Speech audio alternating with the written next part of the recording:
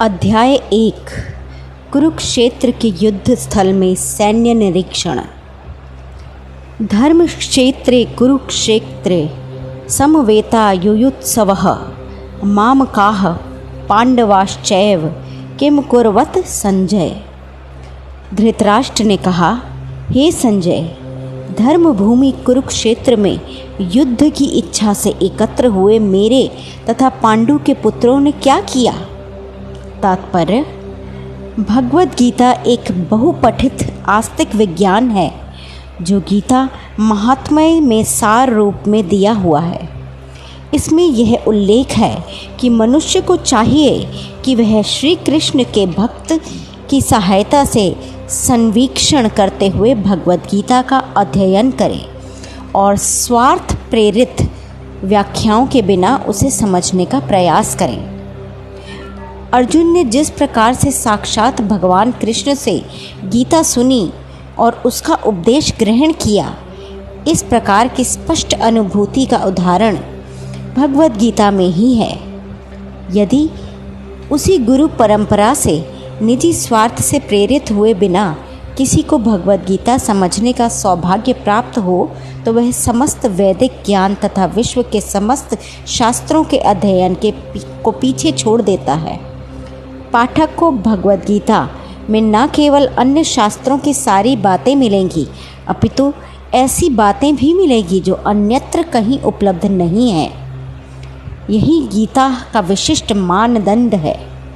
स्वयं भगवान श्री कृष्ण द्वारा साक्षात उच्चरित होने के कारण यह पूर्ण आस्तिक विज्ञान है।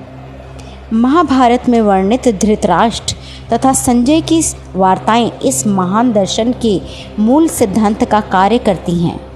माना जाता है कि इस दर्शन की प्रस्तुति कुरुक्षेत्र के युद्ध स्थल में हुई, जो वैदिक युग से पवित्र तीर्थ स्थल रहा है। इसका प्रवचन भगवान द्वारा मानव जाति के पथ प्रदर्शन हेतु तब किया गया जब वे इस लोक में स्वयं उपस्थित थे। धर्मक्षेत्र शब्द सार्थक है क्योंकि कुरुक्षेत्र के युद्ध स्थल में अर्जुन के पक्ष में श्री भगवान स्वयं उपस्थित थे।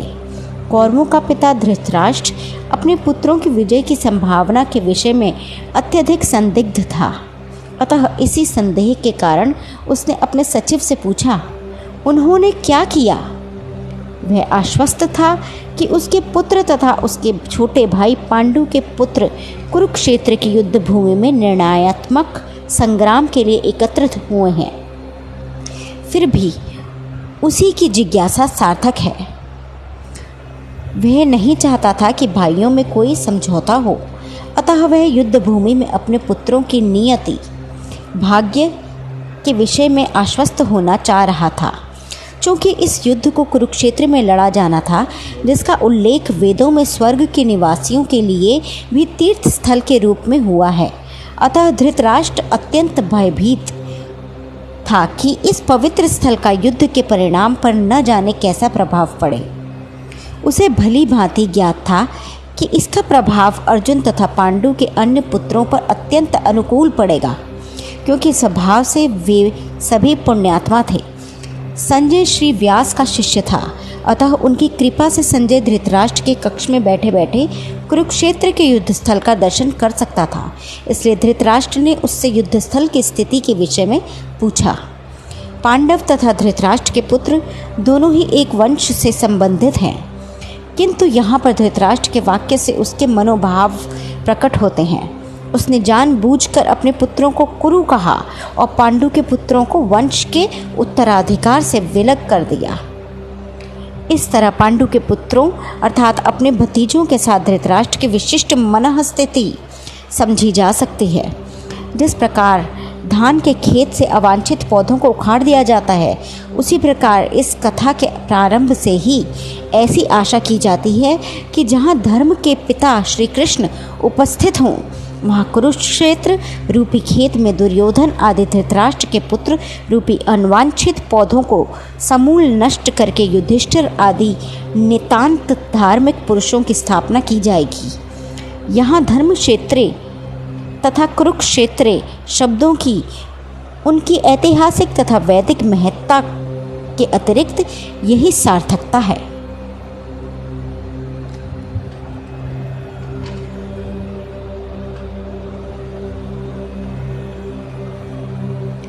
दृष्ट्वा तु पांडवानीकं व्यूढ़ं दुर्योधनस्तदा आचार्यम उपसंज्ञम राजा वचनम ब्रवीत।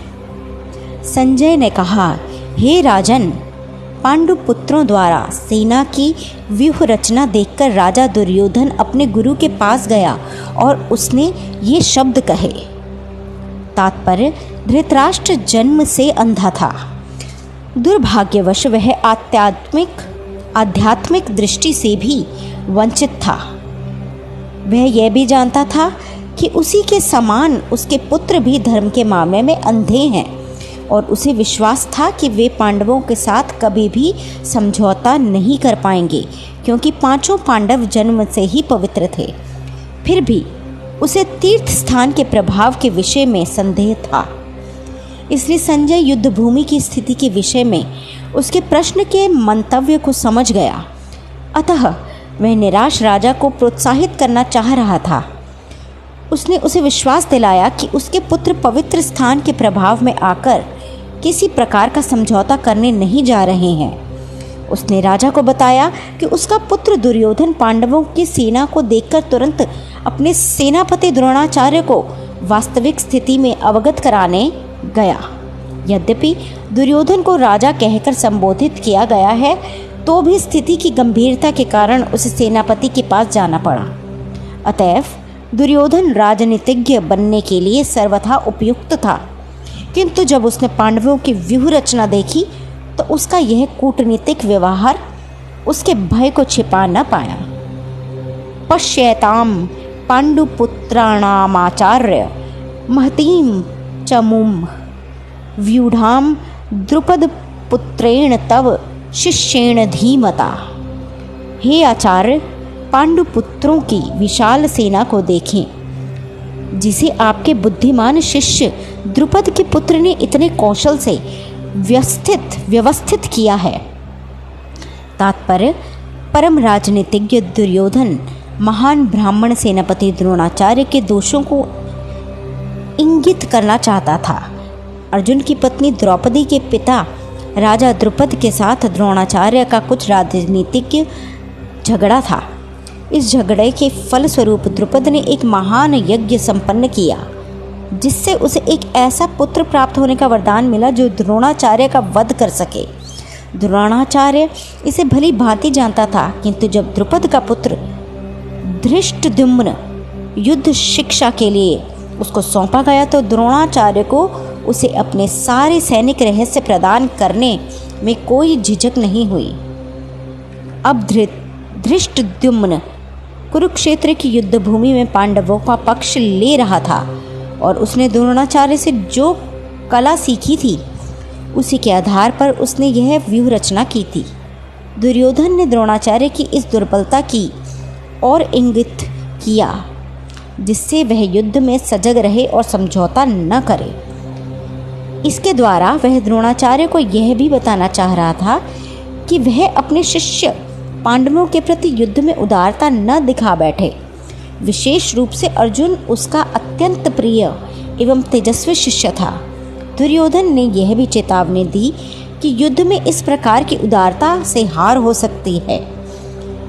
अत्र शूरा महेश्वासा भीमार्जुना समा युद्धि युयुधानो विराटश्च द्रुपदश्च महारथः।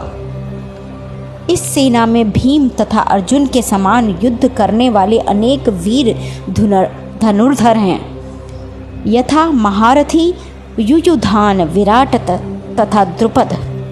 तात्पर्य, यद्यपि युद्ध कला में द्रोणाचार्य की महान शक्ति के समक्ष धृष्टद्युम्न महत्वपूर्ण बाधक नहीं था, किंतु ऐसे अनेक योद्धा थे जिनसे भय था।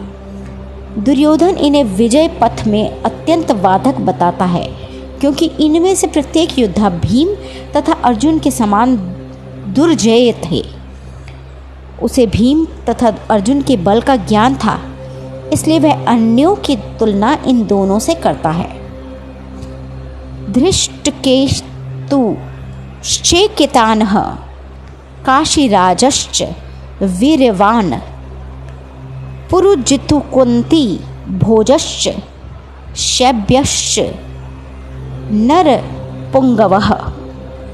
इनके साथी ही धृष्टकेतु, चेकितान, काशीराज, पुरुजित, कुंतीभोज तथा शैब्य जैसे महान शक्तिशाली योद्धा भी हैं। युधामन्युश्च विक्रांत उत्तमौजाश्च वीर्यवान् सौभद्रो द्रौपदेयाश्च सर्व एव महारथाः। पराक्रमी युधामन्यु, अत्यंत शक्तिशाली उत्तमौजा, सुभद्रा का पुत्र तथा द्रौपदी के पुत्र, ये सभी महारथी हैं। अस्माकं तु विशिष्टा ये तान्निबोध द्विजोत्तम नायका मम सैन्यस्य संज्ञार्थं तान् ब्रवीमि। किंतु हे ब्राह्मणश्रेष्ठ, आपकी सूचना के लिए मैं अपनी सेना के उन नायकों के विषय में बताना चाहूँगा जो मेरी सेना को संचालित करने में विशेष रूप से निपुण हैं। भवान भीष्मश्च कर्णश्च कृपश्च समिति अंजयः अश्वत्थामा विकर्णश्च सौमदत्तिस्थतैवच।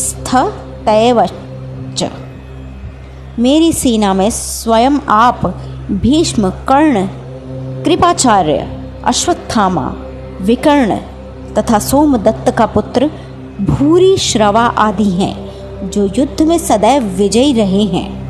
तात्पर्य: दुर्योधन उन अद्वितीय युद्धवीरों का उल्लेख करता है जो सदैव विजय होते रहे हैं। विकर्ण दुर्योधन का भाई है, अश्वत्थामा द्रोणाचार्य का पुत्र है और सोमदत्ती या भूरिश्रवा बाहलीकों के राजा का पुत्र है। कर्ण अर्जुन का आधा भाई है क्योंकि वह कुंती की गर्भ से राजा पांडु के साथ विवाहित होने के पूर्व उत्पन्न हुआ था। कृपाचार्य की जुड़वा बहन द्रोणाचार्य को ब्याही थी। अन्ये च बहवः शूरा मदर्थे व्यक्तजीविताः नानाशस्त्र प्रहरणाः सर्वे युद्ध विशारदाः। ऐसे अन्य अनेक वीर भी हैं जो मेरे लिए अपना जीवन त्याग करने के लिए उद्यत हैं। वे विविध प्रकार के हथियारों से सुसज्जित हैं और युद्ध विद्या में निपुण हैं।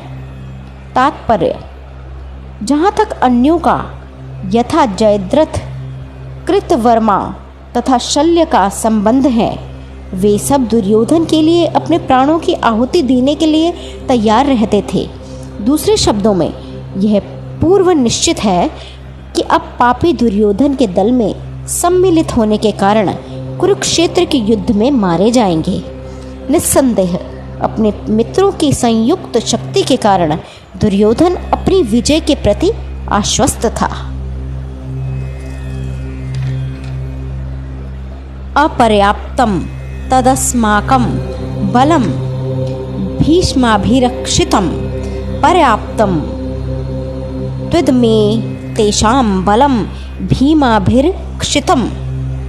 हमारी शक्ति अपरिमेय है और हम सब पितामह द्वारा भली भांति संरक्षित हैं, जबकि पांडवों की शक्ति भीम द्वारा भली भांति संरक्षित होकर भी सीमित है।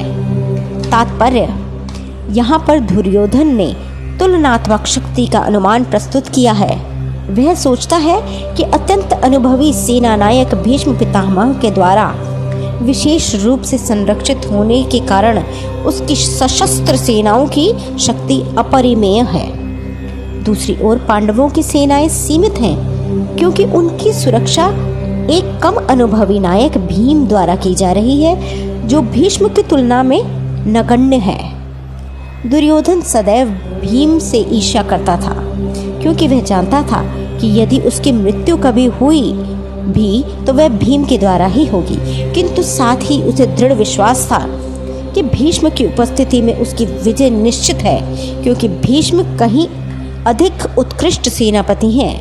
वे युद्ध में विजयी होगा, यह उसका दृढ़ निश्चय था।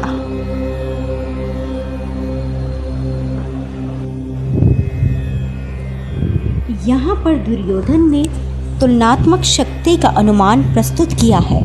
वह सोचता है कि अत्यंत अनुभवी सेना नायक भीष्म पितामह के द्वारा विशेष रूप से संरक्षित होने के कारण उसकी सशस्त्र सेनाओं की शक्ति अपरिमेय है। हरे राम हरे कृष्ण।